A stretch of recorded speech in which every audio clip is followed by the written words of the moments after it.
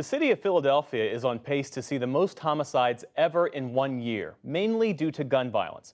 More than 1,200 people there have been shot, and more than 320 of those victims died. That's almost double the total number of homicides in the much larger city of Los Angeles. Just this week, 7 people were shot in 4 different Philadelphia neighborhoods in just over an hour. My colleague Ali Rogin explores what's behind this year's spike. Residents and community leaders say Philadelphia's gun violence spike has deep roots and that many of those factors were exacerbated by the COVID-19 pandemic. To discuss those root causes and what can be done to address them, I'm joined by Sammy. She's a gun violence prevention reporter with WHYY, a public radio station in Philadelphia, and Pastor Carl Day.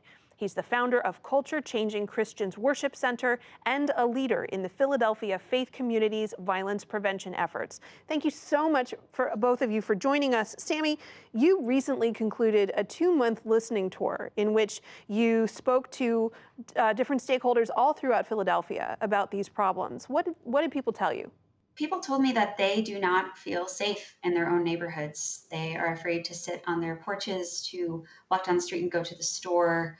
They feel that their neighborhoods have been neglected by public officials and by law enforcement. And I'm speaking specifically about the areas of the city hardest hit by gun crime, parts of North Philly and West Philly. These are places that were already facing systemic issues, poor school systems, poverty, food insecurity, and that has all sort of it's been exacerbated by the pandemic and really driven the violence we're seeing now. Pastor Carl, these are the very communities that you are active in.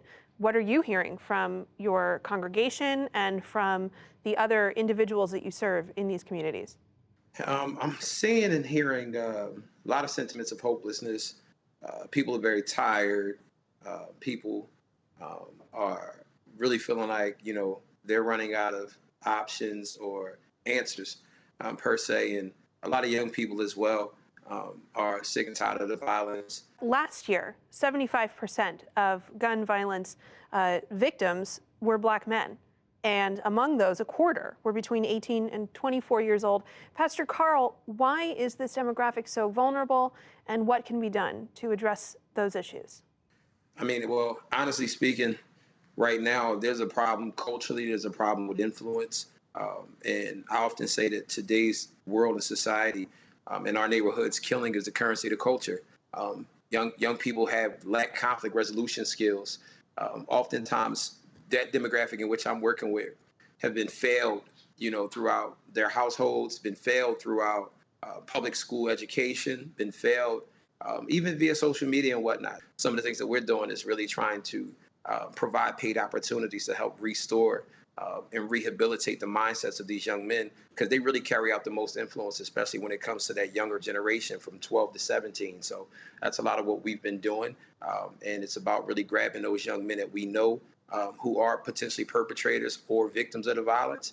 They're the ones who can really go back and empower the younger people in their communities and prevent the continual spread of this gun violence. Sammy, I want to look at what government officials are doing. How have Philadelphia's leaders addressed these problems in recent years, and how is the community responding?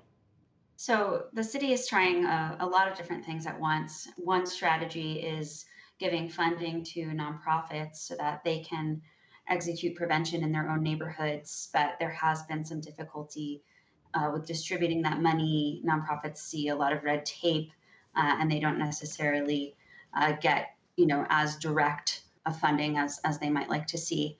A lot of residents are calling on the city to improve just quality of life in their neighborhoods. We see a lot of trash in Philadelphia. We see vacant lots. We see just signs of disinvestment that the city has not, successfully addressed. Right, and all those individual things that you just brought up can add up to these feelings of hopelessness that you and Pastor Carl both spoke about. Sammy, I want to stick with you. Looking at the state legislature, most states in this country actually have what are known as preemption laws, which prevent cities from enacting more stringent gun regulations than exist at the state level.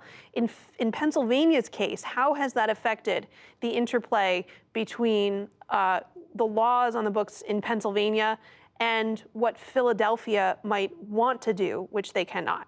Philadelphia is unable to make its own gun policy. We have to go through Harrisburg, and some of our attempts have been blocked. There was a huge influx in legal gun ownership in Philadelphia during the pandemic, and there were also increased reports of stolen firearms. So I think any young person will tell you in certain neighborhoods that it's very easy to get a firearm, and so combined with these systemic issues and the frustration and hopelessness and lack of a better path, it's just very easy right now for arguments to escalate to gunfire in certain parts of the city because so many people are armed.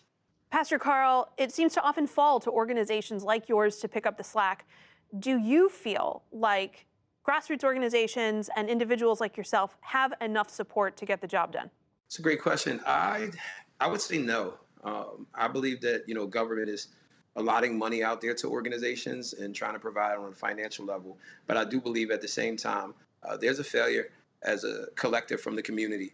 I believe that while Philadelphia is called a pretty progressive city, we're seeing a lot of progressive whites and others move into Philadelphia, talk about the hysteria behind the gun violence, but not really show up where the people are, where these issues are. People can show up downtown to rallies. They can, march. They can do a lot of those things and be outraged online. But offline, I don't think that none of the grassroots leaders are sitting here seeing that same outrage or that same outcry or that same outpour of support. Well, we thank both of you for being on the ground and bringing your observations to us. Sammy Kayola with WHYY, Pastor Carl Day with Culture Changing Christians. Thank you both so much for your time. Thanks for having me.